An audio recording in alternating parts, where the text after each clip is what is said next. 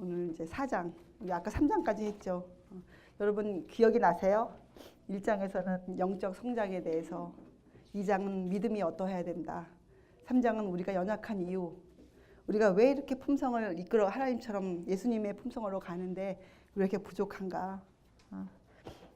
히브리서 5장에 있는 예수님도 고난으로 순종함을 배워서 온전한 구주가 되셨다는 그 말씀의 깊이를 여러분과 제가 이해해야 된다.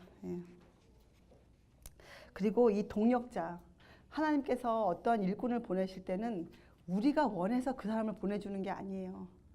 우리는 우리의 필요에 대해서 전혀 알지를 못해요. 또 우리는 우리에게 무엇이 중요한지, 도움이 되려는지 알 수가 없는 사람들이잖아요. 그것은 누구만 아십니까? 하나님만이 아세요, 우리의 필요를.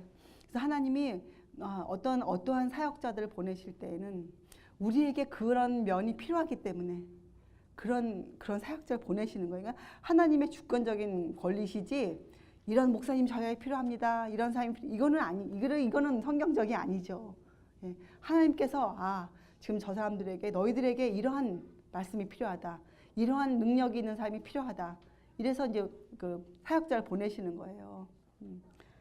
그래서 이런 동력자에 대한 것들을 좀 말씀을 찾아서, 우리가 그런 사람들이니까 여러분 이해하시고, 그래서 여러분 우리가 이 주님의 일을 하면서 뭐에 대한 구분이 확실히 필요하냐면 수단과 도구.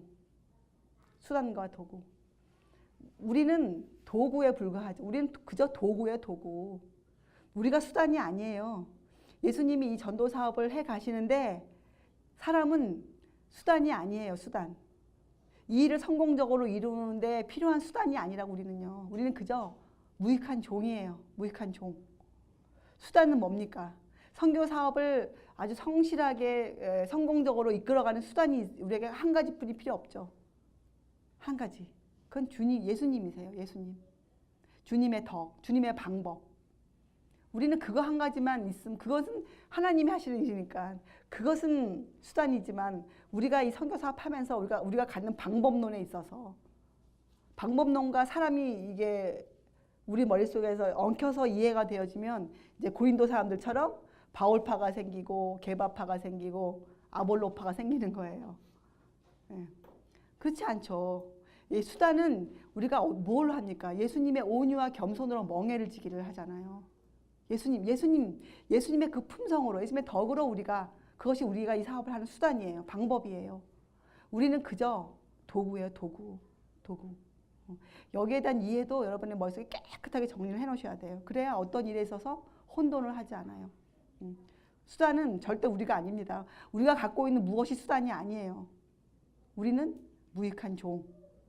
이 사업을 해가는 모든 수단은 예수님의 덕, 예수님의 성품, 이것이죠. 이런 것들을 이제 3장까지 말씀을 하셨어요. 사실 믿음이란 것은 믿음이 이렇게 역할을 해야 진짜 믿음이 되는 거예요. 믿음은 하나님을 우리가 전적으로 의존할 수 있도록, 그러니까 우리가 믿음으로 하나님을 붙잡는다 이렇게 표현하잖아요. 믿음으로 하나님을 붙잡는다. 그래서 믿음은 우리가 하나님을 전적으로 의존할 수 있도록 해주는 게 믿음이에요. 그리고 아낌없이 그분의 사업에 우리가 헌신할 수 있도록 해주는 것, 그게 믿음이에요. 믿음이 그런 역할 외에 다른 걸 한다, 그건 믿음이라고 부르면 안 돼요.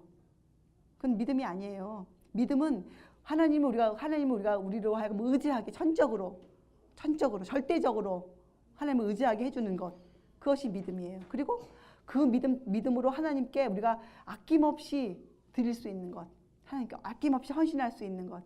예전에 구약 백성들은 제사 지낼 때 뭐가 중요했습니까? 그들은 꼭 번제를 드리면 무엇을 드려야 했습니까? 여러분 구약의 레위기서 공부해 보세요.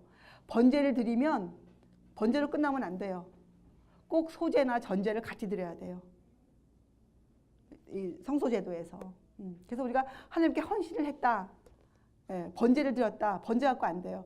번제 드리고 나면 소제는 뭡니까? 소제는 내가 이 땅에서 내 수고로 얻은 것들을 소제라 그래요. 그래서 곡식으로 드렸거나, 전제는 뭘로 드렸습니까? 기름이나 포도즙으로 드렸거든요. 그러니까 내가 얻은 것들이에요. 내가 얻은 것들, 이 땅에서. 이런 소제와 전제를 꼭 드려야만 됐어요. 번제와 소제. 가인과 아벨의 차이점 여러분 들어보셨지만 딱 그거 하나였어요. 가인은 소제만 드렸어요. 가인은. 아벨은 거기 보면 양도 드렸지만 기름도 드렸다고 나와요. 기름. 잘 읽어보세요. 기름을 드렸다고 나와요. 그죠? 아벨은 번제와 그러니까 전제를, 그러니까 소제를 같이 드린 사람이에요. 아벨은. 그러니까 아벨은 전적인 헌신을 한 사람이에요. 아벨은 자기 모든 걸 드린 사람이에요. 이런 것들에 대한 이해가 여러분과 저한테는 현실적으로 삶으로 드려요. 삶으로. 그것이 로마서에서 말씀하는 거룩한 산제사, 너희가 드릴 영적 예배.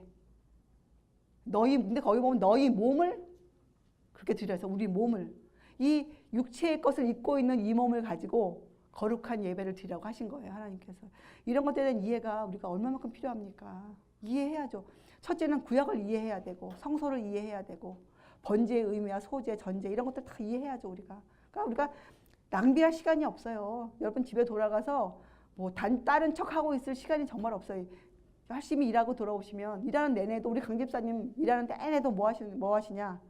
예언의 귀에다 꼽으시고 하루 8시간씩 계속 그거 듣고 목수일 하시고.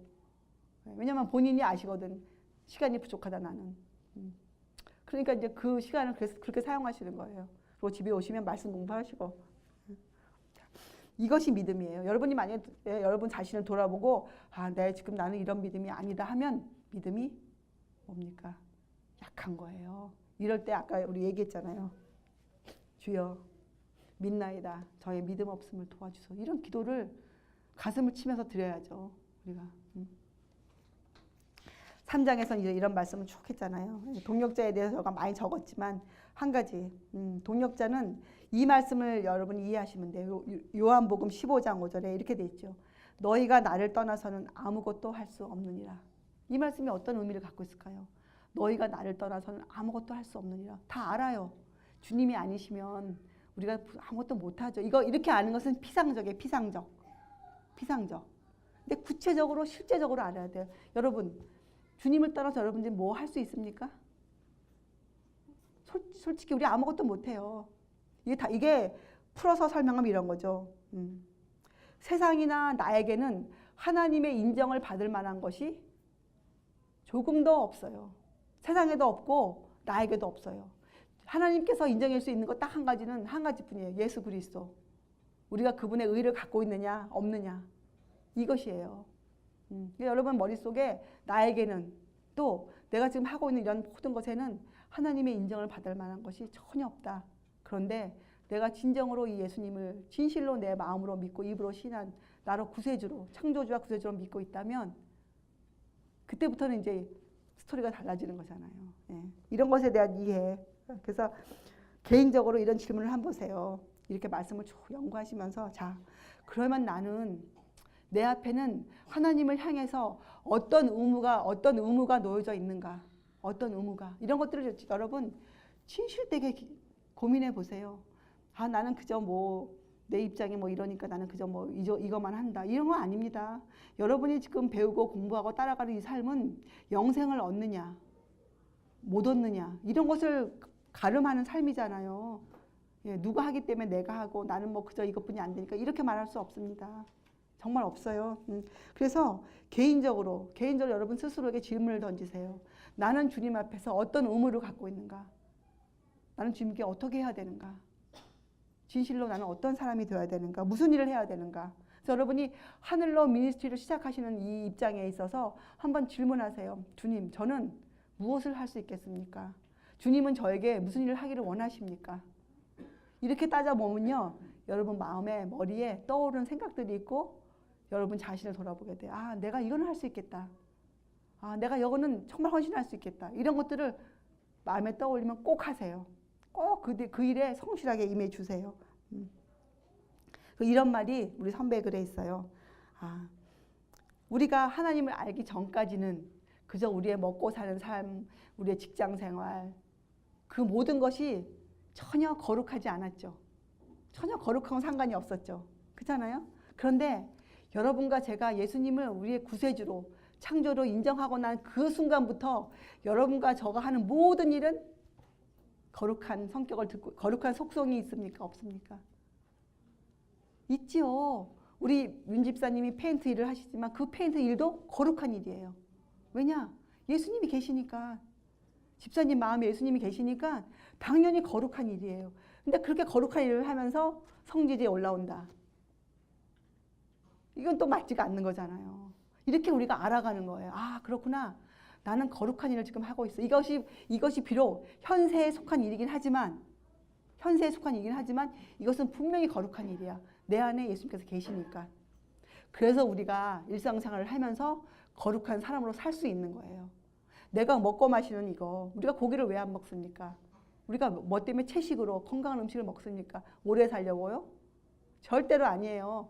절대로 아니에요. 우리의 목숨 주님 갖고 계시니까 주님이 뭐 언제 오라면 가야 되는 사람이에요. 그게 아니고 우리가 왜 그렇게 음식을 먹습니까? 그렇게 먹는 것이 믿음의 유익이 되고 또 하나님이 그렇게 하라고 하신 말씀이니까 그렇게 우리가 주셨으니까 우리가 그렇게 따라 사는 거예요. 그래서 우리가 먹고 마시는 삶도 그래서 거룩해지는 거예요. 여러분이 하는 모든 일, 이제부터 집에 돌아가시면 여러분이 하는 모든 일, 아주 자질구레한 일들도 그 안에 거룩한 속성을 띠고 있어요. 거룩한 속성을. 왜냐? 여러분이 안에 예수님이 계시니까. 이 하늘로 사업할 때는 거룩한 사람이고 내가 나가서 딴 거 할 때는 나는 아니다. 이렇지가 않다니까 예수님께서는. 우리는 무엇을 해도 거룩한 사람이에요. 그 자체가. 그래서 이제 우리가 그렇게 바뀌었어요. 우리가. 그래서 여러분과 저는 우리가 하는 모든 행동, 우리가 하는 모든 말 거기에 아주 신경을 써야 되죠. 그 안에서 예수님의 모습이나 예수님이 드러나야 되니까. 잖아요. 그래서 여러분 이 달란트, 문화, 열 문화의 비유 아시잖아요. 문화. 열 문화는 10사람에게 똑같이 주셨어요. 그렇잖아요. 그래서 우리에게 주신 시간은 사실 문화에 속한 거예요. 문화. 그런데 여러분 열 문화의 비유에서 보면 어떻게 됩니까? 한 문화 받았는데 한 문화로 10문화 만든 사람, 5문화 만든 사람 다 틀리잖아요. 똑같은 시간 속에서 어떠한 일을 이루어낼 수 있어요. 우리가 잘 사용하면, 문화를 잘 사용하면. 그리고 우리가 공부했죠. 우리에게는 금 같은 믿음. 우리는 절대적으로 이 예수님 기초 위에도 우리가 금 같은 믿음으로 집을 지어가야 돼요. 또 다른 사람도 그렇게 집을 질 수 있도록 우리가 도와줘야 돼요. 금으로 집을 질 수 있도록. 그리고 우리가 너희는 너의 것이 아니라 우리는 결국은 하나님의 것인데 왜 그러냐. 예수님이 우리의 창조주가 되시고 구세주가 되시기 때문에 우리는 창조와 구속을 통해서 하나님의 것이다. 이렇게 여러분 이해하세요. 자, 4장은 상당히 짧아요. 4장에는 우리를 이렇게 얘기하죠. 사람이 마땅히 우리를 그리스도의 일꾼이요. 하나님의 종이에요. 동역자예요. 같은 말이죠. 그런데 거기 그 다음에 뭐라고 구현했습니까? 하나님의 비밀을 맡은 자로 여길지어다. 자, 여러분 이 비밀에 대한 이해가 있습니까? 여러분 지금 머릿속에? 당연히 있죠. 여러분은 요한계시록을 공부하신 분 아닙니까? 그죠? 이 경건의 비밀. 이게 뭐에 대한 비밀입니까? 하나님의 비밀을 맡았다. 무엇을 우리가 맡고 있다는 것이에요. 비밀. 하나님이 어떻게 인류를 구원하시겠다. 이 구원의 계획에 대해서 여러분과 저는 알고 있는 사람이고 그것이 비밀이에요. 많은 사람이 이걸 모르잖아요. 하나님이 어떻게 우리를 구원해 가시겠다는 걸 모른단 말이죠. 근데 여러분은 그것을 알고 있어요. 하나님의 비밀을 알고 있는 사람들이에요. 참 놀라운 관계 아니에요? 하나님과 우리가 비밀을 서로 주고받은 사이. 굉장한 애정을 갖고 있는 관계예요. 하나님과 우리들은 비밀을 서로 주고받은 관계니까 남이 알 수 없는 것들을 우리는 알고 있는 것. 자, 그리고 2절에 맡은 자들의 구할 것은 뭐라고 나와 있습니까? 충성이니라. 여러분과 제가 이제부터 해야 될 일은 하나님을 절대적으로 신뢰하면서 우리에게 맡겨진 의무에 대해서 그 의무도 여러분이 알아내시는 거예요. 하나님 앞에서 나에게 무슨 의무가 있는가 살펴보세요. 분명히 알고 돼 있어요. 그럴 때 그 의무에 여러분이 성실히 임하는 것, 충실하게 임하는 것, 그게 충성이에요. 충성. 그리고 우리가 공부했죠. 4장 7절. 누가 너를 구별하느냐. 근데 그 전절에 보세요. 6절에 보면 이렇게 나와 있죠. 교만한 마음을 먹지 말게 하려 함이라. 이게 설명하시잖아요. 우리에게 이 교만한 마음을 갖고 있다. 이거는 있어서는 안 되는 일이거든요. 그것을 막는 방법도 주신 거예요. 하나님께서. 교만을 방지해주는 방법. 그게 뭡니까? 7절의 말씀이에요. 누가 너를 구별하였느냐. 너의 위치를 알아라. 너가 어떻게 하나님의 사람이 되었는지 이런 것들에 대한 이해, 깨달음. 그러면 우리가 자랑하지 않아요. 자랑해도 어디서 자랑한다고요? 주 안에서만 자랑해요. 주 안에서만. 4장에는 이런 말씀을 쭉 하셨어요. 그리고 여러분 이걸 기억하세요. 여기에 보면 이제 판단에 대한 얘기가 나오는데 판단. 여러분 판단이란 것을 이 말씀으로 한번 하시면 이해가 되실 거예요. 마태복음 5장 37절에 오직 너희 말은 옳다 옳다 아니라 아니라 하라. 이에서 지나는 것은 악으로 쫓아 나느니라. 이렇게 말씀하셨어요. 자, 그럼 우리가 해야 되는 말은 뭡니까? 우리가 분별은 분명히 해야 돼요. 분별. 근데 우리가 비판이라는 것을 취급할 때 우리가 할 수 있는 것은 옳다 아니다예요. 근데 이것이 이 옳다 단어 여기서 이 옳다하고 예수님의 righteousness하고 무슨 관계가 있습니까? 관계가 있습니까? 전혀 없습니다. righteousness라는 단어는 사람이 사용할 수 없는 단어예요. 예수님의 의를 우리가 무슨 말로 설명할 수가 없는 신비예요. 근데 그것을 그래도 설명을 해야 되기 때문에 단어로 설명을 해야 우리가 이해하잖아요. 똑같은 게 너무 많죠. 14만 4천 우리가 어떻게 이해합니까? 모르는데 우리가 알아야 되잖아, 그 의미를. 그러니까 14만 4천이라는 단어를 주신 거 우리한테. 네? 똑같아요. righteousness, 예수님의 의를 우리가 알아야 되는데 무엇으로 설명하겠어요? 무엇으로? 그래서 단어를 사용한 게 righteousness, 옳음, right 이거예요. 근데 그것과 여러분과 제가 옳다 아니다 하는 것은 차이가 있죠. 우리는 사람의 생각에서 이것은 옳은 겁니다. 이것은 이렇게 얘기하잖아요. 그래서 이거는 무슨 의미냐? 여러분이 어떤 일에 있어서 여러분의 의견을 정확히 내셔야 돼요. 나는 이 편입니다. 나는 저 편입니다. 옳은 건 옳습니다. 아니면 아닙니다. 제 마음이. 이렇게 여러분의 의견을 정확하게 내놔야 돼요. 그 이상 하는 것은 여기서 뭐라고 나왔어요? 악으로 쫓아 나느니라. 그 이상은 우리가 할 필요가 없어요. 우리에게 그런 권한이 부여되어 있지 않아요. 우리에게. 네. 그런 것들을 그 말씀을 놓고 묵상하시면 아마 여러분이 남을 비판하는 문제에 있어서 많은 도움을 받으실 거예요. 자, 그리고 여기에 보면 또 4장 9절에 보면 이것도 여러분 이해하실 수 있죠. 우리는 세계 곧 천사와 사람에게 구경거리가 되었노라. 이게 무슨 뜻일까요? 세계와 사람에게, 그러니까 천사와 사람에게 구경거리가 되었다. 천사가 지금 여러분과 제가 실패하고 낚시 뭐 이렇게 어렵고 할 때마다 천사가 우리를 지금 조롱하고 있단 말입니까? 우리는 이런 걸 들으면 우리가 무엇을 구경할 때는 어떤 마음으로 구경합니까? 우리 마음이 이거 불구경한다잖아요. 불구경. 세상에서 가장 재미있는 싸움 중에 뭐가 제일 재밌다 그럽니까? 싸우는 거. 이렇게 우리 마음에는 구경하면 뭔가 이렇게 불순한 생각이 들어와 있기 때문에 이런 말을 읽으면 좋지 않게 이해를 해요. 그런데 천사는 그런 분들이 아니에요. 천사는 어떤 사람들이, 어떤 존재들입니까? 천사들은 순수한 존재들이, 죄를 모르는 존재들이니까 이것은 뭐예요? 죄가 없는 존재들이 어떻게 나쁜 마음을 품고 우리를 구경하겠어요? 그렇잖아요. 원칙적으로. 이거는 그런 말이죠. 우리를 향한 하나님의 구원의 계획을 베드로후서에 보면 천사도 살펴보기를 원하는 것이라 나와 있어요. 지금 천사가요, 이 우주에서, 그러니까 천사뿐만이 아니라 다른 혹성에 있는 다른 피조물들도 지금 굉장히 모든 관심을 여러분과 저한테 쏟고 있어요. 저 사람이 지금 저 문제를 어떻게 취급할까? 저 사람이 지금 승리를 해야 될 텐데 저 사람이 어떻게 할까? 마음을 졸이면서 우리 대신 제발 이겨야 될 텐데 저들이 죄를 승리해야 될 텐데 이렇게 이것은 천사들이 우리를 중심적으로 놓고 사람들에게 모든 관심을 쏟고 있다.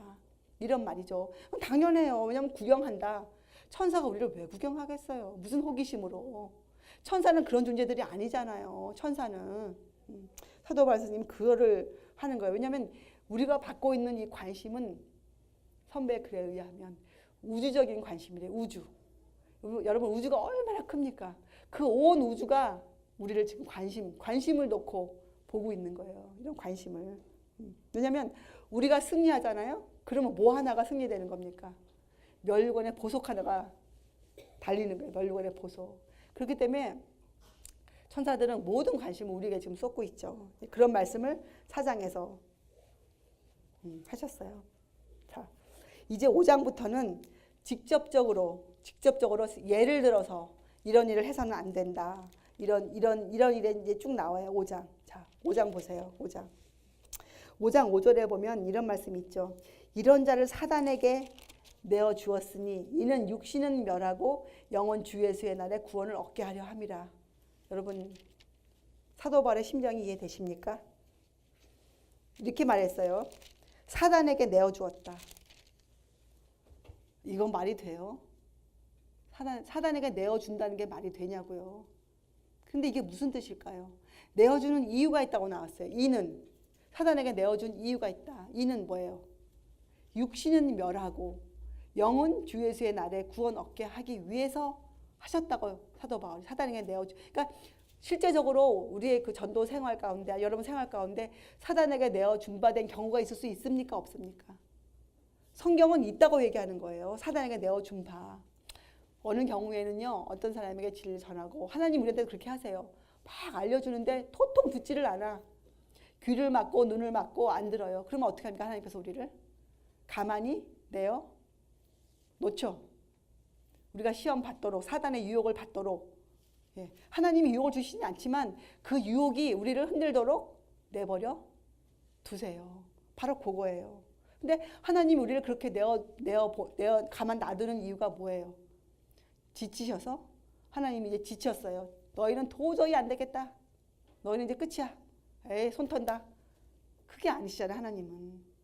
하나님의 인내하심은 오래 참으시면 우리가 가늠할 수가 없어요. 하나님께서. 하나님이 그렇게 하시는 이유는 그 방법이 우리의 육신을 멸해 줄 수 있기 때문에. 우리의 육신을 멸해 줄 수 있기 때문에. 자, 그러면 육신이 뭡니까?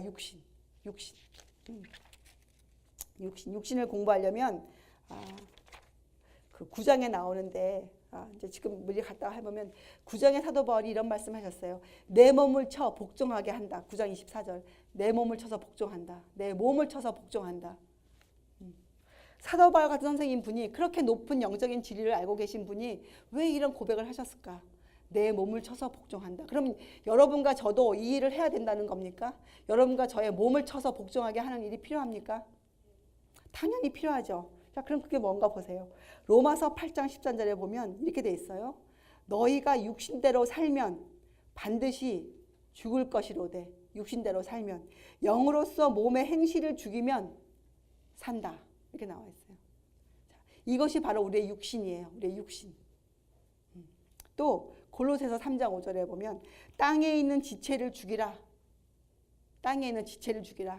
우리 육을 죽이라 이거예요. 근데 여기 설명되어 있습니다. 육은 곧 음란과 부정과 사욕과 악한 정욕과 탐심이니. 자, 그러면 이 중에 나와요. 음란, 부정, 사욕, 악한 정욕, 탐심. 이것이 땅에 있는 지체예요. 여러분과 제가 영으로 하나님의 영을 성령님을 통해서 우리가 어떠한 일이 되어 있지 않으면 여러분과 제가 갖고 있는 이 육체는 뭐라는 거예요? 음란하고 부정하고 사욕적이고 악한 정욕을 갖고 있고 탐심이 가득하고 그게 여러분과 제가 갖고 있는 이 몸이에요. 우리 육체예요. 그리고 탐심은 우상 숭배느니라. 그래서 나를 섬기는 게 우상 숭배예요. 이 시대는. 예전에는 이방신을 섬기는 게 우상 숭배였죠. 지금은 불교 믿는다 그래서 그게 이방신을 섬기는 게 아니에요. 지금의 이 우상 숭배는 나를 섬기는 게 우상 숭배. 나를 섬기는 거. 나. 그래서 베드로전서 2장 11절에 사랑하는 자들아 나그네와 행인 같은 너희를 권하노니 영혼을 거스려 싸우는 육체의 정욕을 뭐라고요? 제어하라. 육체의 정욕을 조금 고치고 나오라가 아니고 육체의 정욕을 뽑아버려요. 제어하라. 제어하라예요. 이것이 여러분과 제가 갖고 있는 육체가 갖고 있는 일이에요. 육체. 사도 바울은 그걸 아셨기 때문에 육신을 멸하는 일 굉장히 중요해요. 여러분과 제가 이 육적인 몸을 벗어야 돼요. 근데 그게 뭐라고요? 음란한 것, 부정한 것, 사악한 것, 악한 정욕 갖고 있는 것, 탐심 갖고 있는 것. 여러분과 제가 뭐 그렇게 그럴듯한 사람들이 아니에요. 아주 이 탐심이 많고 탐욕적이고 악한 정욕으로 있는 그런 육체를 갖고 있어 우리가 매 순간 주님의 힘으로 거듭나지 않으면 우리가 주님의 살과 피를 먹고 우리가 그 안에서 훈련을 받고 살지 않으면 우리는 금방 옛 모습으로 돌아가요. 우리의 육신. 그래서 믿음의 이렇게 높은 선배도 하는 말이 뭐라고요? 내 몸을 쳐서 복종하게 한다. 내 몸을 친다. 이렇게 고백하셨어요. 그래서 이 육신을 멸한다. 이것은 육적인 욕망을 금하는 것이에요. 육적인 욕망. 여러분 육적인 욕망 중에 무엇이 있을까요? 육적인 욕망 중에 이런 게 있어요. 성경에 보면 소욕, 육체의 소욕. 이 성경에 나오는 단어거든요. 소욕. 그런데 여러분 소욕이 정확히 무슨 단어인지 아세요? 소욕. 그렇게 생각하시죠? 소욕. 사전을 찾아보세요. 소욕은 내가 하고 싶어하는 바. 그것이 육체의 소욕이에요. 소욕. 여러분 어떤 때 우리 육체가 말씀은 분명히 아닌데 우리 육체가 막 원하는 게 있어요. 그걸 쉬운 말로 땡긴다 이렇게 표현하죠. 땡긴다. 그건 내 육체가 원하는 거야. 내 육체가 원하는 거. 육체가 하고 싶어하는 것. 그게 육체의 소욕이에요. 그거 우리가 제어해야 돼요. 또 정욕, 육체의 정욕은 그냥 뭐냐. 제가 사전 찾아볼까 정욕? 정욕은 두 가지 뜻이 있어요. 국어사전이 꼭 필수예요. 국어사전. 정욕은 첫째, 그 성적인 욕망을 뜻해요. 정욕. 둘째는 뭐냐? 가지고 싶어하는 마음, 소유하고 싶어하는 마음. 그것이 정욕이 정욕. 뭔가를 갖고 싶어하는 마음. 그러니까 우리는 뭔가를 갖고 싶어하는 이 마음과 우리 육체가 하고 싶어하는 것, 이것을 이 영적인 것과 구분 충분히 되죠. 이것을 우리가 제어시켜야 돼요. 제어. 왜냐하면 이것이 우리의 영혼을 거스려 싸우는 것들이기 때문에 완전히 제어시켜야 돼요. 내 육체가 하고 싶어하는 것. 쉬운 예가 있어요. 아침에 늦잠 자고 싶은 것. 그거 내 육체가 하고 싶어하는 것이에요. 내 육체가. 근데 우리는 어떻게 해야 됩니까? 말씀에 의거해서 그는 제가 몸이 아픈데도 뭐 해라 이거 아니잖아요. 예, 매일매일 삶 가운데서 내가 아침 시간을 내가 말씀 연구에 쓸 수 있는 것. 선배 글에 이런 거 있어요. 너희가 시간을 아껴라. 그런데 이렇게 표현돼 있어요. 침대에서 허느적거리는 시간. 아침에 눈 뜨면 빨딱 일어나가지고 세수하고 해야 되는데 어떡할까? 5분만 더 잘까? 뭐 30분만 더 누워 있을까? 막 이렇게 고민하면서 보내는 시간들 아껴라. 그 다음에 남을 기다리는 시간. 뭐 친구를 만나기로 했다든지 어떤 약속 시간이 있을 때 그 짜투리 시간이 이런 시간을 잘 쓰는 사람이 시간을 잘 쓰는 사람이다. 근데 제가 이거 하나 발견했어요. 우리 부엌에서 여자분들 음식 하잖아요. 음식 이제 식구를 위해서 반찬하면 이 뭐 이것저것 끓여도 한국 음식은 손이 많이 가요. 뭐 이거 씻고 끓이고 음식이 되는 동안 짜투리 시간이 딱 남죠. 10분, 15분, 어떤 때는 20분도. 그러면 그 시간에 말씀을 잃어서 연구한다는 게 좀 그렇잖아요. 막 다 앉고 이렇게 그 시간인데. 근데 선배는 그 시간을 잘 사용해라. 저는 그동안 그 시간을 어떻게 사용했느냐. 우리 집 부엌 바로 앞에 그 응접실 있고 TV가 있어요. 그래서 저는 이제 참 핑계였는데 요 짜투리 시간에 내가 TV를 좀 보자. 뉴스는 알아야 되지 않는가 사람이. 이래서 TV를 켜는 거예요. 그런데 제가 해보면서 이게 참 안 되는 게 뉴스만 보려고 TV를 켰는데 다 경험이 있으시죠? 그게 그렇게 끝나지가 않아요. 몸이 너무 피곤하다. 다리가 무겁다. 근데 마침 아주 재밌는 게 나와. 그러면 조기까지만 보자. 이렇게 하면서 또 시간이 짜투 시간이 아니라 그 다음 시간도 써버리는 거예요. 이런 실수를 제가 종종 했거든요. 제가 그거를 읽고 그래. 이제부터 그 짜투리 시간에 내가 예언의 신을 짧게 적어놓고 그것만 좀 외운다든지. 여기서 저는 뭐 하냐면 성경을 한번 외워보자. 성경을.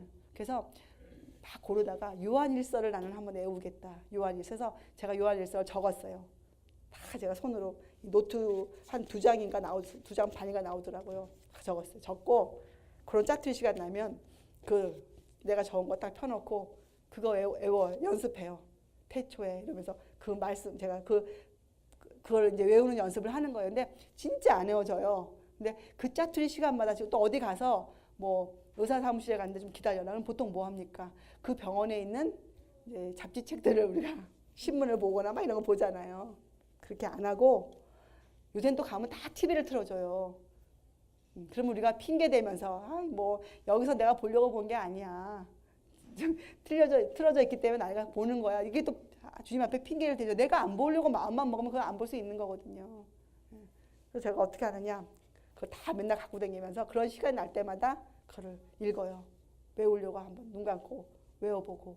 그래서 여러분들도 시간을 그렇게 한번 사용해 보세요. 그 짜투리 시간들. 실제된 것들인데 정말 중요하죠. 자, 그래서 우리가 이 육신을 멸한다. 이거는 우리 안에 있는 육적인 욕망이 아주 많아요. 먹는 것부터 시작해서 가지고 싶은 것. 어떤 때 신앙 안에도 그런 욕망이 있어요. 우리가 이런 것들을. 그래서 이 우리가 질병이 걸리고 고통을 당하는 거 하나님이 절대로 주시는 게 아니에요. 질병과 고통은 누가 만들어냈습니까? 사단이. 이 땅에 가시가 왜 생겼어요? 가시나무가. 찔레가 왜 생겼습니까? 사단 때문에 생긴 거잖아요. 그래서 그 고린도 후서에 보면 이 사도 바울이 몸이 아팠잖아요. 그것을 이렇게 불렀어요. 사단의 사자가 내 몸에 있다. 사단의 사자. 그렇게 표현했어요. 그래서 여러분 몸이 아프세요? 뭐 어디가 좀 우리가 힘들어요? 그 사실 우리가 그렇게 힘들어요. 우리가 건강하기 위해서 많은 노력을 해야 돼요. 우리가. 그런데 사실 제가 이 팔이 굉장히 많이 아프거든요. 근데 자꾸 아파 하니까 정말 더 아파요.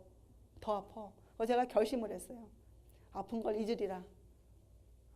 아픈 걸 잊어버리라. 말씀으로 내가 뭐 당연히 아프죠. 나이 들면 뭐 아픈 거는 당연한 거예요. 아픈 것은.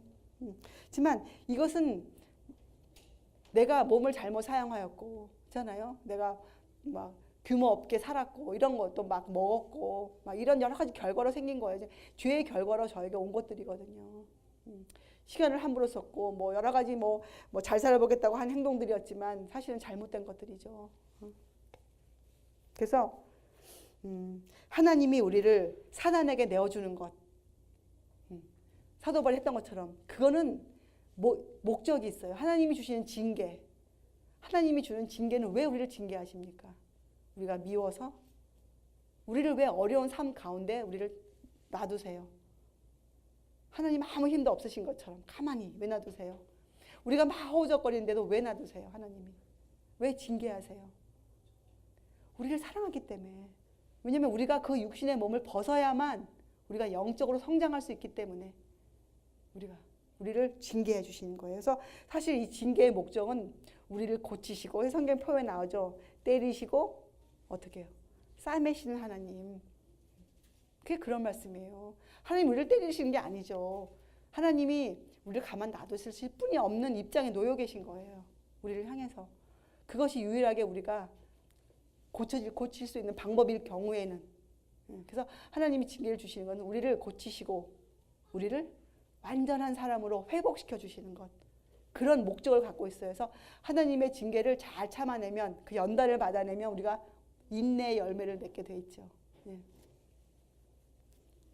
자, 그러면 이 5장에서 우리 중에서 어떤 형제가 지금 연단 중에 있다.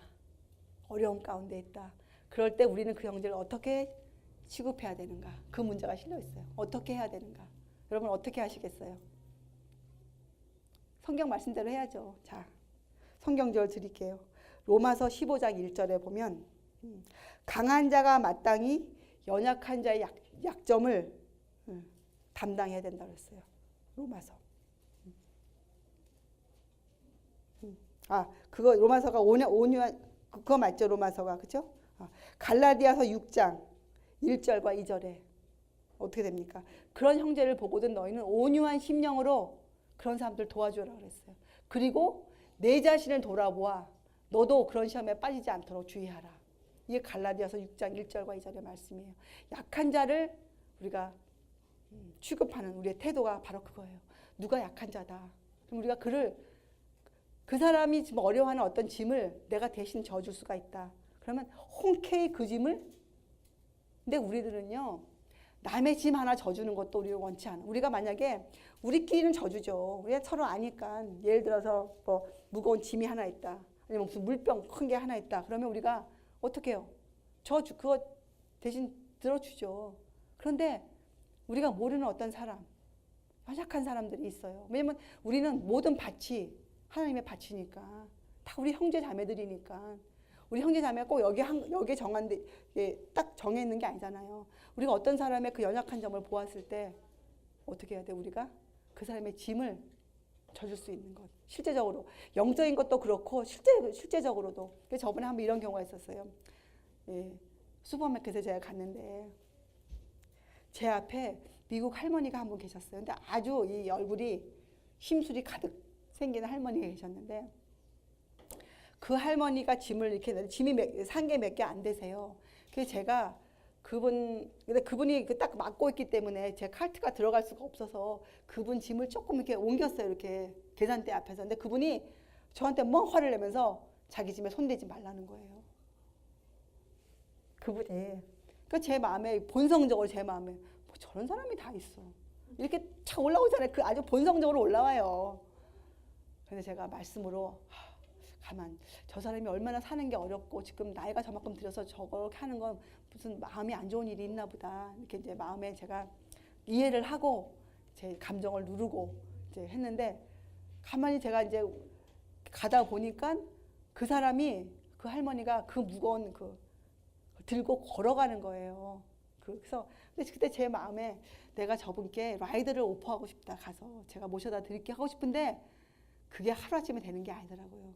그것도 훈련이 필요한가 봐요. 너무나 우리는 그런 일을 안 하고 살았기 때문에 그게 선뜻 안 되는 거죠.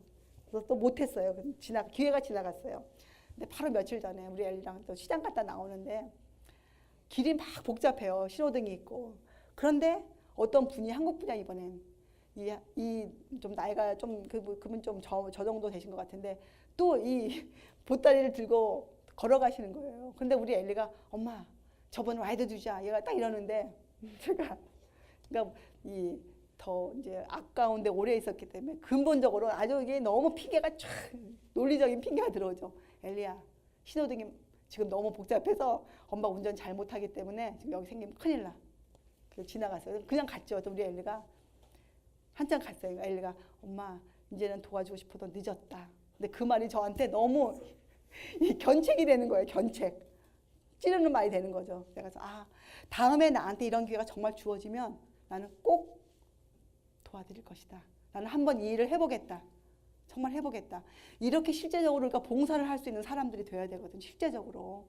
우리끼리 서로 좋다. 뭐 우리끼리 이게 무슨 의미가 있어요. 우리끼리. 우리 그거 말고 정말 모르는 사람인데 연약한 사람들. 영적으로도 그렇지만 실제로도 연약한 사람들. 그러니까 만약에 맞닥뜨리게 되면 어떻게 하겠어요? 맞닥뜨리면. 그거 하나님이 여러분에게 주신 기회인지 어떻게 아십니까? 하나님이 우리의 믿음을 시험해오고 계신지 우리가 어떻게 알아요? 우리가. 그렇잖아요? 이런 면에 있어서 참 제가 부족한 사람이에요. 제 스스로가. 그리고 이런 교회라는 어떤 울타리, 나는 좀 옳다 이런 사상을 제가 갖고 있었기 때문에 굉장히 그 부분이 제가 약해요. 그래서 제가 진실로 정말 한번 이번에는 꼭 내가 그런 일을 하겠다.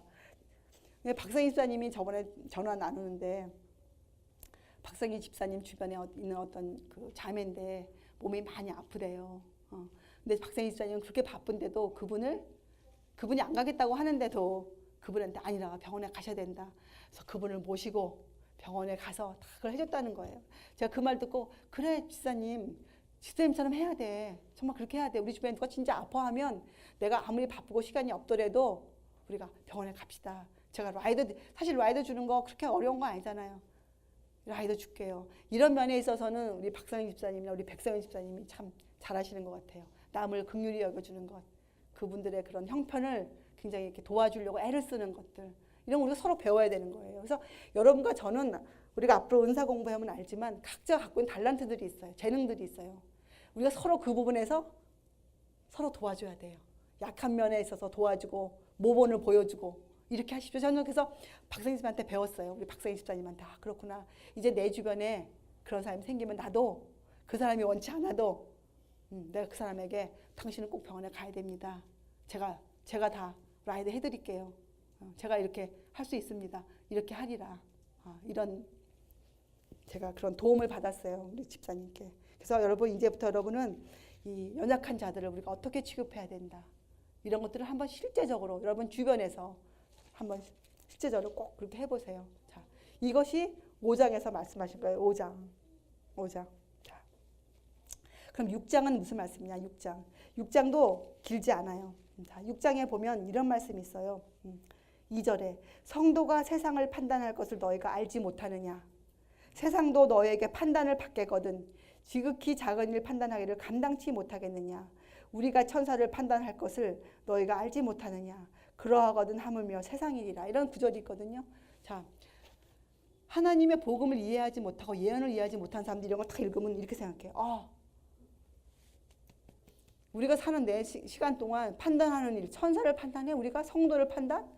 이렇게 잘못 이해한단 말이죠. 근데 여러분 이런 걸 읽을 때 여러분들은 예언을 아시잖아요. 이거 여러분 어느 때 있을 일입니까? 우리가 성도를 판단하고 천사를 판단을 하는 그 기간이 성경에는 분명히 나와 있죠. 예, 천년기. 첫째 부활과 둘째 부활 사이에 있을 천년기. 천년기. 우리가 천년기라고 부르는 게 맞아요. 천년 왕국이 아니니까. 왕국이란 것은 뭐 사단의 왕국이죠. 그 천년 동안은. 그죠? 예. 이 뭐 죽은 사단, 뭐 사단이 이제 매여 있는 것이죠. 그러니까 왕국이 아니에요. 이것은 천년은. 천년기예요. 이 천년 동안에 이루어질 일. 그 말씀을 사도 바울이 하신 거예요. 예. 그래서 이 땅에서 여러분과 저는 성도를 판단할 수 있습니까? 없습니까? 우리 이 땅에서 못해 우리가. 왜냐면 이건 천년기이기 때문에 우리가 어디가 있어요. 예. 예수님 재림하시면 같이 우리가 함께 하늘에서 있을 동안 우리가 이런 일을 한다고 아주 짧게 성경에는 우리한테 힌트를 주고 있는 거예요. 힌트를. 또 우리가 악한 천사도 우리가 판단하잖아요. 판단해서 우리가 그에게 하나님이 예수님이 마지막 형벌을 내리시잖아요. 예수님 세 번째 내려오실 때 그런 일이 생기잖아요. 그러니까 이런 것들을 여러분이 이해하고 있으면요. 여러분이 이 세상에서 교회에서 생기는 일을 가지고 세상 사람에게 여러분들이 도움을 청하지 않아요. 왜냐면 우리가 이런 사람들이기 때문에 현재 안 일어난다는 뿐이지만 여러분이 믿으면 이 천년기에 있을 동안 일어날 일을 여러분이 믿습니까? 안 믿습니까? 절대적으로 우리가 믿고 있는 거예요. 그렇기 때문에 여러분과 저는 이 형제들 간에 생기는 어떤 문제, 그렇잖아요? 이런 거 가지고 우리가 세상 법정에 가면 절대로 안 돼요. 사도 바울은 차라리 불의를 당하는 게 낫다 그래서 차라리 그리고 차라리 속는 것이 낫다. 그런 형제가 있거든 어떻게 해요? 그 형제 때문에 불의를 우리가 당해야 돼요. 그런 형제한테 속아줘야 돼요. 차라리 그렇게 하라고 우리한테 주셨어요. 사도 바울 선생님은. 그럼 우리가 그렇게 따라해야죠. 우리가 그렇게 따라해야죠. 12절에 모든 것이 내게 가하나 다 유익한 것이 아니요. 11절은 제가 공부 안 하는 이유가 그냥 안 읽는 이유가 여러분 이거는 우리가 공부했잖아요. 씻음과 거룩함과 의롭다 하시면 어떤 말인지 예수님 안에서 있죠? 1장에서 공부했잖아요. 자, 12절 모든 것이 내게 가하나 다 유익한 것이 아니요. 모든 것이 내게 가하나 내가 아무에게도 제재를 받지 아니하리라. 자, 이 말씀이 무슨 말입니까? 제재를 아무에게든지 제재를 받지 아니하리라. 아무에게든지. 이거 그래서 이제 나는 내 마음에 일어나는 대로 내가 옳다고 인정하는 것은 내가 마음대로 할 수 있다. 그 말이 아니잖아요. 제재는 받지 않지만 이거는 원칙이 있어요. 모든 것이 가하지만 어떻게 해요? 다 유익한 것이 아니란 말이에요. 유익. 우리는 그리스도인은 꼭 남에게 유익을 끼쳐야만 돼요. 유익. 여러분과 제 삶이 전혀 유익한 삶이 아니다. 나만 좋고 산다. 이거는 그리스도인이 아니에요. 우리가 그리스도인 부르려면 우리의 삶이 우리 이웃들에게 유익한 삶이 되어야 돼요. 유익한 사람, 쓸모있는 사람. 저 사람하고 같이 있으면 나에게 이런 도움이 된다. 이런 사람이 돼야 돼요. 영적으로도 육적으로도 여러분들이. 그래서 여기 나오잖아요. 모든 것을 우리가 할 수 있어요. 주님 안에서. 그렇지만 다 유익한 것이 아니면 우리가 어떻게 해요? 아무리 우리가 마음에 이것이 진리고 우리가 다 알아도 이것이 지금은 저 사람의 유익이 안 된다. 이러면 어떻게 해야 됩니까? 그 일을 하지 말아야 돼요. 그 말을 하지 말아야 돼요. 이렇게 분별해 볼 수가 있어요. 우리가 내가 지금 이런 행동을 해야겠구나. 이건 저 사람한테 유익이 안 된다. 저 사람 신앙 성장에 저 사람이 그리스도를 알아가는 일에 전혀 도움이 안 된다. 그럼 우리가 어떻게 해요? 그 말을 안 하는 거예요. 꼭 전해야 되는 말이지만 우리가 기다리는 거예요. 그 사람이 준비가 될 때까지. 그 사람이 상대방이 준비도 안 됐는데 그 사람 앉혀놓고 14만 4천이 내가 이해했다고 14만 4천이 이런 사람들입니다. 하나님의 법이 이렇습니다. 막 해보세요. 지금 그 사람은 그걸 전혀 예수님의 사랑도 지금 이해 못하는 사람 앞에서 그렇게 해놓으면 그 사람이 이렇게 돼요. 아, 그래요? 재림이 그런 거예요? 그럼 이 사람 마음에 그 한 문화 줬는데 꽁꽁 싸가지고 땅에 묻어놓은 사람처럼 하나님은 엄한 분이시구나. 하나님은 두려운 분이시다. 하나님 우리를 벌 주시는 분이시구나. 어떻게 하면 내가 이 벌을 피할까? 내가 어떻게 하면 이 재림 때 좀 살아남을까? 아니, 재림 때 살아남을 수 있는 방법이 성경에 나와 있잖아요. 한 가지. 예수님 따라 사는 거 외에는 없다고 되어 있는데도 그걸 배우지 못했기 때문에 그 사람은 어떻게 하면 된다고요? 시골에 가라고요? 딱 집 팔고 땅 팔고 다 시골 가라고요? 또 고기 먹으면 안 된다고요? 뭐 이거 하면 안 된다고요? 긴 치마 입어야 된다고요? 막 이걸 따라하는 거예요. 이것만 막. 그러니까 절대로 오래 못하죠. 얼마 하다가 그저 형식으로 그게 되어 보인다든지 아니면 낙심해서 돌아선다든지 이렇게 되는 거예요. 성장이 아니에요. 성장. 여러분 씨 뿌리는 거 여러분 농사 안 지시니까 사실 저도 잘 모르지만 강의사한테 물어보면 씨를 뿌려서 싹이 났어요. 싹이 났는데 그 곡식이 안 자라요. 안 자라. 싹을 틔웠는데 안 자라. 그럼 살았습니까? 죽었습니까? 그 곡식이 죽었죠. 죽었어요. 그래서 여러분과 제가 예수님을 믿고 우리 거듭나서 신앙생활을 하는데 여러분과 제가 성장하지 않는다. 신앙이 맨날 한 소리 또 하고 그 말하고 예? 맨날 그러고 있다. 하나도 내 성품이 고쳐지지 않는다. 그저 나는 뭐 내 하고 싶은 대로 하고 내 화나면 성질 부리고 나 이런다. 이러면 여러분 살았어요? 죽었어요? 죽었어요. 그런 사람을 사대교회 요한계시록에 뭐라고 불렀습니까? 살았다 하는 이름은 가졌으나 죽은 자로다. 이렇게 표현되어 있어요. 그래서 여러분 우리는 모든 것이 우리한테 모든 것을 할 수 있어. 우리 진리는 그런 것이에요. 아주 넓은 것이지만 항상 우리는 그 일을 함에 있어서 무엇을 따져봐야 됩니까? 이것이 저 사람에게 또 나에게 영적 성장에 유익이 되는가 안 되는가 항상 따져보셔야 돼요. 유익이 안 된다. 그러면 어떻게? 스스로를 절제시켜야 돼요. 스스로를 낮추셔야 돼요. 스스로를. 그래서 여기에 보면요. 나중에 보면 은사 공부할 때 이 예언의 은사 같은 거 할 때 내가 하고 있는데 갑자기 어떤 사람이 한다. 그럼 그걸 판단해보고 얼른 내 것을 절제할 수 있다고 나와 있어요. 절제할 수 있다고. 예. 그런 것도 우리가 공부할 건데 앞으로. 예. 그래서 우리는 이런 일을 우리가 자유롭게 할 수 있어야 돼. 예수님 안에서. 아무리 이것이 진리고 정말 이것을 내가 뭐 이건 세상 천하에 없어도 이거는 그래도 저 사람의 그것이 유익이 지금 안 된다 하면 어떻게 해야 돼요? 겸손하게 물러나 앉아야 돼요. 기억하세요. 사도 바울이 차라리 불의를 당하는 것이 낫다. 차라리. 그리고 그 형제에게 차라리 속아줘라. 속아줘라. 그래서 여러분 보세요. 끝절에 보면 20절에 보면 19절 20절에 보면 우리 아까 공부한 건데 너희는 그리스도의 것이니라. 너희는 너의 것이 아니라 너희는 그리스도의 것이라. 아까 읽은 3장을 비교해 같이 읽어보면 우리는 하나님의 것이에요. 우리는. 그래서 여러분이 갖고 있는 모든 그 육체가 갖고 있는 습관들 있잖아요. 육체가 갖고 있는 습관, 여러분 육체가 갖고 있는 습관, 육체가 갖고 있는 입맛, 여러분 육체가 원하는 그 입맛들. 저희가 이번에 이 식단을 준비하면서 우리가 그렇게 했어요. 이 건강 생활을 하는 이 먹고 마시는 연습, 저도 우리 성교부 식구들도 그 일의 초보들이에요. 그렇게 안 살아왔기 때문에 한지 몇 년 안 돼요.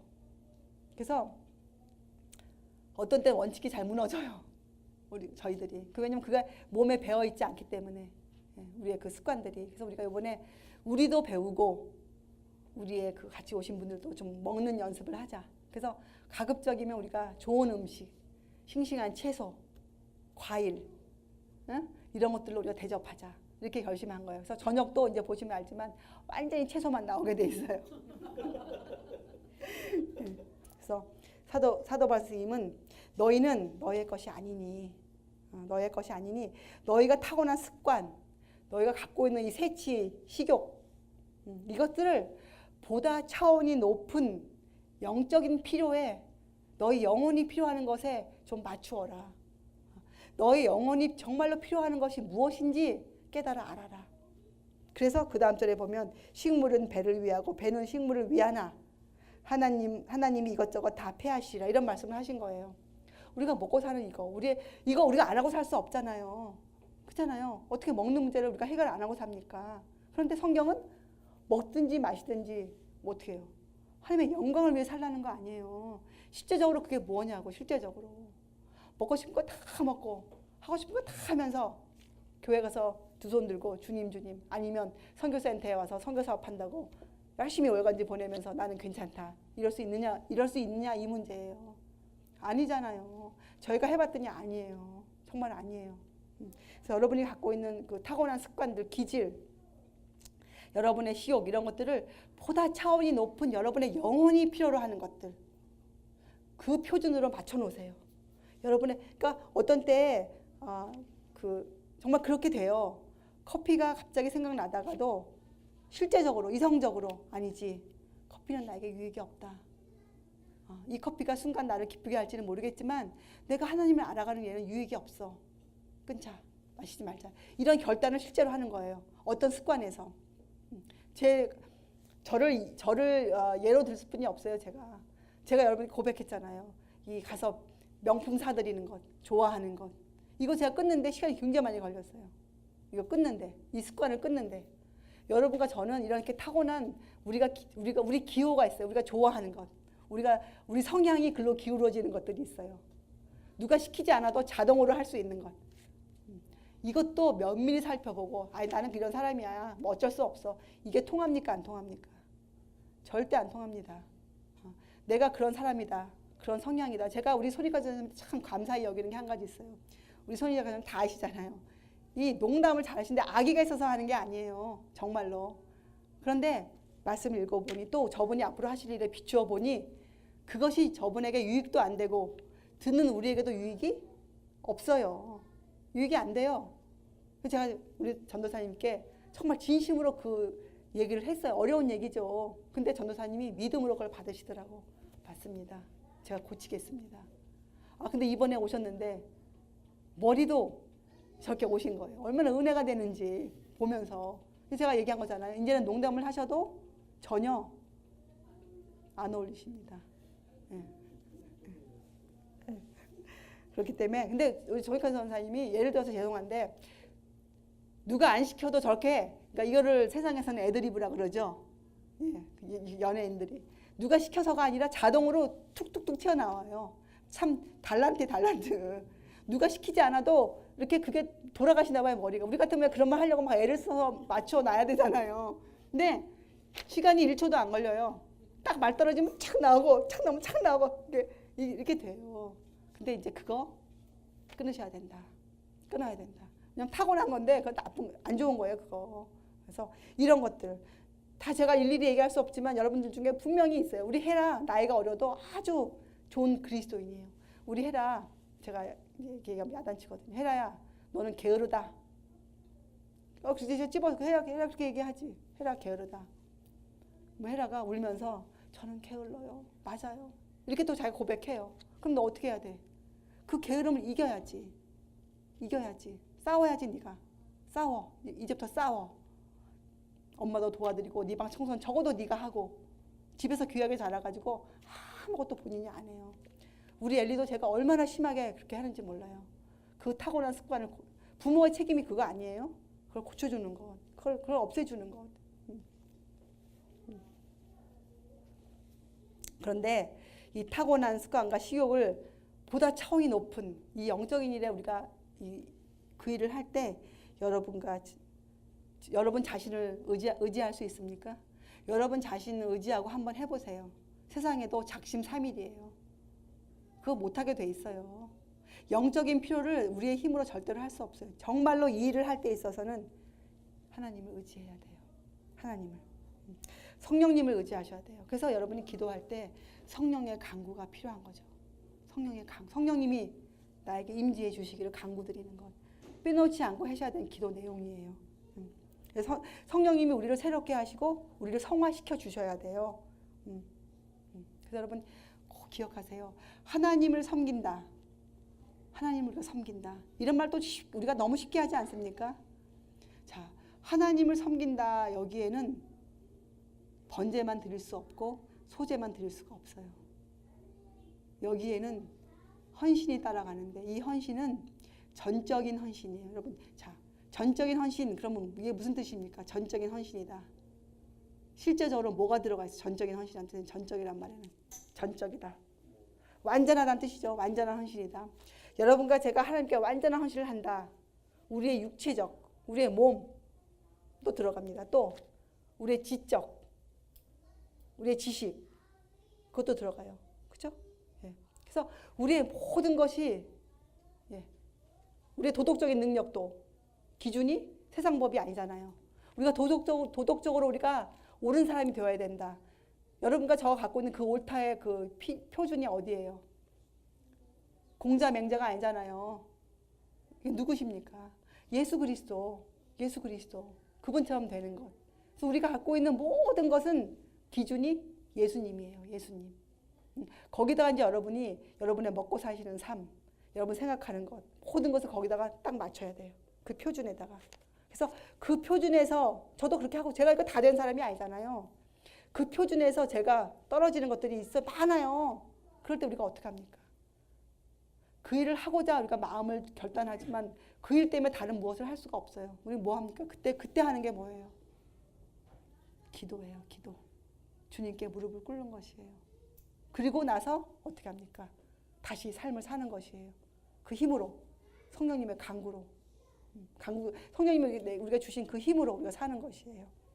자, 그것이 이 6장의 말씀이에요. 7장은 간단한데 7장은 이제 뭐 부부간에, 예, 실제적인 말들이죠. 이 결혼 문제. 자, 그리고 여러분 17절에 보면 이런 말씀이 있죠. 7절과 17절에 보면 각각 하나님께 받은 자기의 은사가 있다.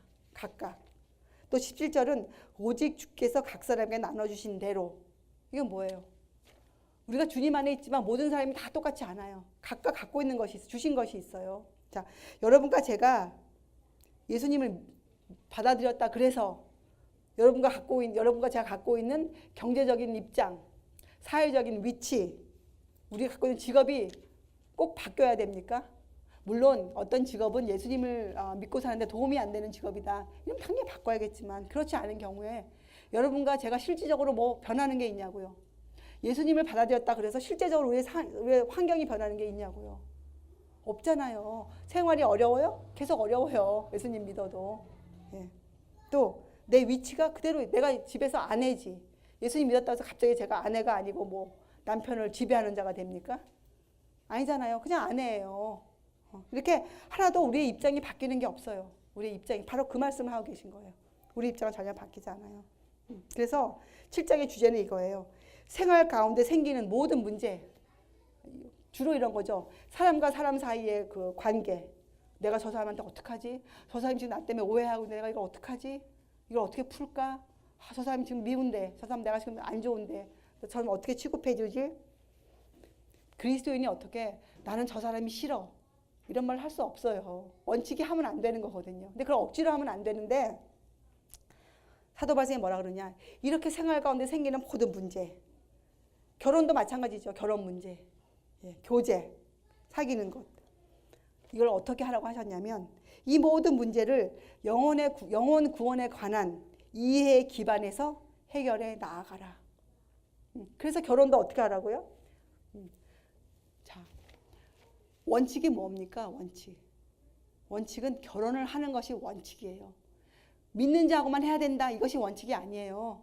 여러분, 그것은 방법론적인 방법이에요. 방법. 그러니까 원칙과 또 방법을 여러분 혼동하시면 안 돼요. 원칙은 결혼을 하는 것이래. 사도 바울은 그렇게 얘기하잖아요. 하나님 주신 것이니까 결혼은. 자, 그런데 그 결혼을 할 때 있어서 방법이 필요하잖아요. 근데 정말 제일 좋은 것은 믿는 자와 하는 게 좋겠죠. 그런데 사도 선생님이 만약 믿지 않는 어떤 자가 너를 좋아해서 같이 살자 한다. 서로가. 그러면 살아라. 왜냐하면 그 믿지 않는 자가 너에게 애정이 있기 때문에 혹시 그 일로 믿는 너의 그 모본이 비추어져서 그 믿지 않는 자가 구원받을 수 있지 않느냐. 이렇게 말씀하시는 거예요. 이거 사도 바울 선생님 타협하시는 거 아니에요. 이건 타협이 아니고 영원 구원에 관한 이해에서 그런 기반에서 결혼 문제를 해결하시는 거예요. 결혼 문제를. 왜냐하면 이 결혼 문제가 창세기 때 하나님이 주신 대로만 지금 남아있지가 않잖아요. 이것이 많이 부패되어 있고 지금 혼돈 가운데 있잖아요. 그러니까 우리가 어떤 것들을 해결해 가야 돼요. 문제를 해결해 가야 되거든요. 장애물들을 제거해야 돼요. 장애물들을. 자, 그래서 결혼 문제도 우리가 그런 안목으로 충분히 어떤 사람 보고 너 믿는 사람인데 왜 믿지 않는 자 결혼했어? 너 죄졌다, 나쁘다. 이렇게 하지 말라는 거예요. 우리는 모르거든요. 자, 이해해 주라는 거죠. 우리가 어떤 면에서 영혼을 구원을 이해하는 우리의 이해 가운데에서 이런 모든 문제를 이해하라. 그러니까 이것은 특수적인 상황이죠. 그런 말씀. 또 처녀들. 자, 이 처녀들이 갖고 있는 그 결혼 문제가 심하잖아요. 사도 바울 선생님 때도 사도 바울 개인적인 그 권면이 뭐였습니까? 그분의 개인적인 권면. 예. 혼자 살아라. 그분이 결혼도 해봤고 혼자 살아봤거든요. 근데 정말 하나님을 위해 사는 일에는 혼자 있는 것이 좋으니라. 이렇게 그래서 여기 나와요. 이것은 주의 명령이 아니니라. 그분의 개인적인 권면인데 그래서 제가 우리 헤라나 그 엘리한테 그런 권면을 주죠. 아예 지금부터 이 이성에 관한 관심을 끊어라. 아예 끊어라. 왜냐하면 지금은 사도 바울 때도 이랬는데 지금은 더 예수님이 재림이 정말 급박해 있는 또 특별히 너희들은 하나님의 사업을 위해서 헌신하고자 정말 귀한 젊은이들 아닌가. 그러나 만약에 정말로 믿음의 선 청년 두 사람이 합해서 하나님의 사업을 하면 엄청난 유익을 가져올 거다. 이러면 어떻게? 결혼해야죠. 우리가 이렇게 이해가 아주 주님 안에서 우리가 이해할 수 있는 거예요. 주님 안에서 우리가. 예. 목적이 하나죠.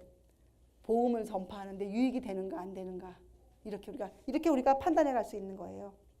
자, 이것이 7장에서 말하고 있어요. 자, 7장은 여러분 이렇게 이런 질문이 선배 글에 나와 있더라. 7장을 읽고 그분이 하신 질문.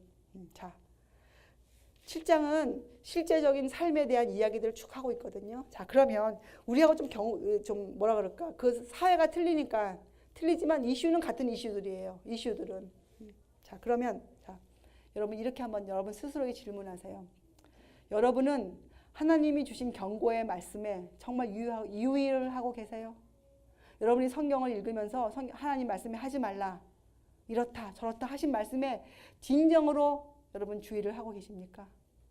스스로에게 물어보세요. 첫째, 스스로에게 진짜로.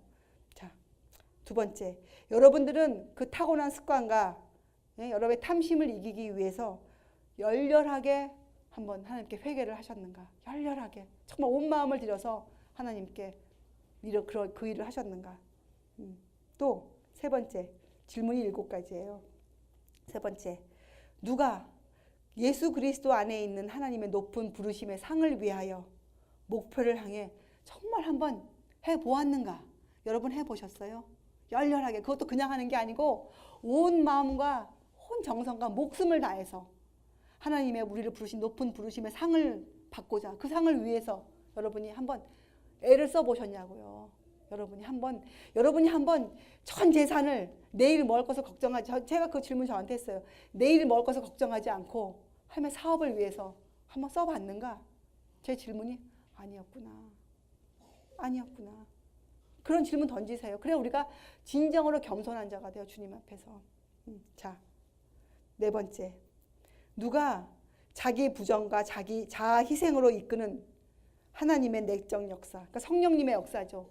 이것을 증거해 보였는가? 여러분 주위에 누가 여러분 뭐 그런 말씀 하신 적 있으세요? 너에게서 성령의 역사가 보인다. 죄와 의의 문제, 심판에 대해서 정말 이런 게 보인다. 누가 정말 이렇게 해봤는가? 우리가 해봤는가? 질문하세요.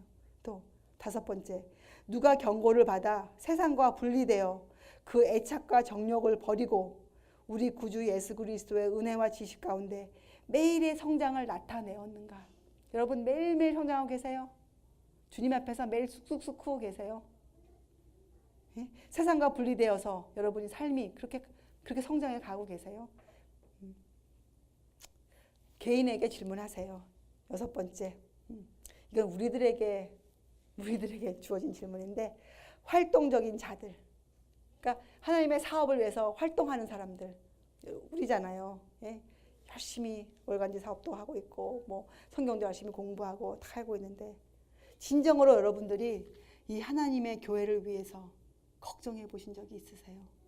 제가 오늘 기도할 때 장로님께서 이 하늘로 미니스트리를 위해서 그 걱정하시면서 그 애타는 마음을 정말 그 눈물 어린 음성을 해주실 때 제 마음에 참 감동이 밀려오더라고요. 용기가 생기고. 항상 저한테 그 용기가 되는 메일을 보내주시거든요. 장로님이 저한테. 장로님이신데도 불구하고 저한테 힘내라. 이런 용기의 글을 항상 주세요. 얼마나 제가 은혜가 되는지. 예. 여러분들 하나님의 교회를 위해서, 세상 교회나 그런 교회가 아니고 정말 하나님의 그 교회를 위해서 여러분 정말 걱정하세요. 정말 여러분이 시름시름 앓으면서 그 일 때문에 그 걱정에 정말 과연 이 일이 잘 될까? 이렇게 여러분이 마음을 쓰고 계시냐고요. 한번 돌아보세요. 자, 마지막 질문. 이것도 저에게 주신 건데, 우리들 특별히 하나님께서 특별히 사용하셔서 그들을 통하여 교회의 표준을 높이고 그 표준에 달하게 하심으로 주님의 축복을 부어주시고 계시다. 이렇게 여러분이 입증하고 계시는지, 정말 그렇게 하고 싶으신지. 예? 하나님이 나를 특별히 사용하고 계시다. 하나님이 나를 이 마지막 때에 이런 일꾼으로 사용하고 계시다. 특별히. 내가 이렇게 삶으로 하나님 백성들의 표준이 높아지고 있다. 특별히 집에서도 내 자녀들이나 내 식구들의 표준이 높아지고 있다. 이렇게 우리가 유익을 줘야 돼요. 자녀들에게도. 이런 7가지 질문을 우리 믿음의 선배가 적어 놓으셨더라고요. 제가 이걸 읽어보고 그렇다. 이 질문은 우리가 매일 던져봐야겠다. 매일 내가 정말 그런 사람인가? 아니면요, 우리한테 타성이 붙어요. 타성. 그냥 해요. 그냥 안식일날 교회 가고, 그죠? 그날 뭐 이렇게 하라니까 세천사 기별 외치고. 타성. 우리가 우리 자신을 내 몸을 쳐서 복종시키는 이런 훈련을 안 받으면요, 우리가 그냥 해요. 그냥. 그게 우리가 죄의 결과예요. 죄의 결과. 그래서 우리를 쳐서 복종시켜야 돼요. 우리 자신을. 여기까지가 그 고린도전서 7장까지 말씀이에요. 그래서 여러분들이 1, 2, 3, 4, 5, 6, 7장까지 쉽게 읽을 수 있는 일들이지만 또 보면 이해가 안 가는 것들도 좀 있는 구절들이 있죠. 이 결혼 문제 같은 거 여러분 그렇잖아요. 근데 여러분들이 이해하는 그 이해의 그 범위 그 안에서 이것을 읽으시면 충분히 이해할 수 있어요. 자, 한 가지 31절 7장 31절 세상 물건을 쓰는 자들은 다 쓰지 못하는 자같이 하라. 이게 무슨 말일까요? 세상 물건을 쓰는 자들은 다 쓰지 못하는 자같이 하라. 그 다음에 힌트가 나와 있어요. 그거는 이 세상의 형적은 지나감이니라. 이게 31절 어떻게 이해되세요? 세상 물건을 쓰는 자들은, 여러분 세상 물건 쓰고 있습니까? 다 쓰고 있죠. 안 쓰는 사람이 누구 있어요? 쓰지 못하는 자같이 하라. 이건 뭐예요? 우리가 쓸 수 있는 세상 물건이 제한적이에요. 필수품. 우리가 살아가는데 꼭 필요한 필수품. 선배가 말하기를 필수품을 사는 것 이외에는 절대로 돈을 쓰지 말아라. 참 어려운 요구사항인데, 예. 지금 이 세상의 문화는 여러 가지 기호들을 많이 뿌려놨어요. 사람이 살아가는데 필요하지 않는 건데도 꼭 그것을 해야만 하는 것처럼 그렇게 되어 있어요. 근데 우리 선배가 말하기를 사람이 살아가는데 필요한 필수품 외에는 돈을 쓰지 마라. 이것도 여러분 영혼 구원을 이해하는 기반에서 이해하세요. 영혼 구원에 대해서. 영혼의 구원을 위한 어떤 사업에 필요한 어떤 것이 있다면 당연히 그거는 우리한테 필수품이 아니더라도 사야 되죠. 그건 우리가 구입해서 사용해야죠. 이렇게 이해하세요. 자, 그래서 이 말은 그런 맥락의 말씀이에요. 세상 물건을 다 쓰지 못하는. 이건 뭐예요? 관심을 두지 말라 이거죠. 세상 물건에 관심을. 우리는 그거 다 쓸 이유가 없어요. 세상 물건. 세상에 물건이 좀 많습니까? 그거 우리가 다 어떻게 씁니까? 그 돈이 아마 만나도 다 못 써요. 그거 하다 보면 탐심이 생기게 돼 있잖아요. 탐심이. 그것만 그 말씀이에요. 그래야 32절에 뭐예요? 염려가 없어져. 염려가. 자, 7장까지 이만큼 공부했는데 참 여러 가지 참 교훈들이 많이 들어가 있죠. 고린도 전서 안에. 예, 실제적으로 그 당시는 뭐 여기 7장에 보면요, 이 부부들 사이에서도 어떻게 너희가 서로 취급해라 이거 나와 있잖아요. 부부지만 아내가 남편을 주장할 수가 없고 아내가 또 남편이 아내를 주장할 수가 없어요. 그런데 여기에 보면 참 좋은 말이 있어요. 절대로 방을 분방하지 마라. 방을 나누어 쓰지 마라. 그런데 어느 경우에는 할 수 있다. 어느 때는 할 수 있습니까? 다만 기도할 틈을 얻기 위해. 이건 뭡니까? 여러분의 영적 유익을 위해서는 분방도 가끔씩은 가능한 것이에요. 예. 우리의 영적 유익을 위해서 필요하다면 우리가 그러니까 이런 실제적인 모든 문제들을 여러분 이제 아마 여러분들이 이거 읽고 선배 글 읽고 또 다른 책들 다 읽어서 이번에 고린도서 공부가 끝나면 충분히 여러분들이 여러분 돌아가셔서 뭐 사는 문제 있잖아요. 이걸 어떻게 해결하죠? 우리 백선희 선생님 그렇게 질문했잖아요. 그 사람이 돌아올 수 있다면 교제를 해야 된다면 그러면 지금 내가 전화를 해야 됩니까? 어떻게 해야 돼? 이런 것들을 충분히 할 수 있어요. 한 번 집사님이 그것을 내가 이렇게 하는 것이 그들에게 어떤 영적 유익이 있을까? 영적 유익. 이것을 따져보세요. 그러면 지금은 내가 침묵을 지키고 있는 것이 옳다. 이런 결론이 나와요. 왜냐하면 지금은 말로 아무리 해봐야 이해할 수 없는 사이가 돼버렸거든요. 이럴 때는 우리가 묵묵히 기다려주는 것. 그래서 여러분 침묵도 배워야 돼요. 침묵. 입을 다무는 것도 배워야 돼요. 여러분 묵상하는 것, 명상하는 것 이거 그냥 되어지는 거 아니에요. 말씀 한 절 넣고 그 말씀에 묵상하는 거 큐티라 그러죠. 교회는 큐티. 교회 가르쳐 좀 하는 것도 아니지만 큐티, 묵상은 아주 중요한 것이에요. 꼭 해야 되는 것이에요. 묵상. 앞으로 공부하다 보면 묵상도 나와요. 그러니까 묵상을 어떻게 해야 된다. 묵상. 하나님 말씀으로. 이런 것들에 대한 이해에 대한 것들이 이제 7장까지 말씀이었어요. 우리가 이제 이 시간이 끝나면 우리가 이제 여러분의 간증을 듣고 마음을 또 좀 간증 들으면 즐겁잖아요. 하나님도 즐거워하세요. 간증 들으면. 하나님을 사랑한다는 고백하는데 왜 안 즐거우시겠어요? 우리가 하고 이제 저녁 시간에 우리가 오늘은 또 이 8장, 9장, 10장 또 공부할 거예요. 그래야 여러분 우리가 성만찬 예식 하기 전에 우리가 성만찬 예식이 무엇인지 우리가 공부할 수 있거든요. 좀 진도가 나가야 되니까 여러분 좀 시간이 오래 가도 좀 엉덩이 좀 불편하시고 해도 우리 말씀 연구에 한번 매진해 봐요. 자, 여기까지 공부하고 이제 우리 기도하고 좀 한 또 5분 휴식했다가 이제 우리 조병우 집사와 우리 고민정 집사 나와서 이제 자기들 삶에서 일어난 변화들 또 뭐 하고 싶은 이야기들 이런 이야기들을 우리가 주님 안에서 여러분도 주님 안에서 들어주세요. 그런 말씀들을 자 우리 기도하시겠어요. 하나님 아버지 저희가 실제로 먹고 사는 이 삶에서 거룩한 사람이 되어야 하겠습니다.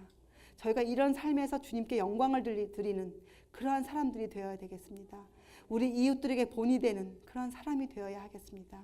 성령님 저희들을 인도하여 주시옵소서.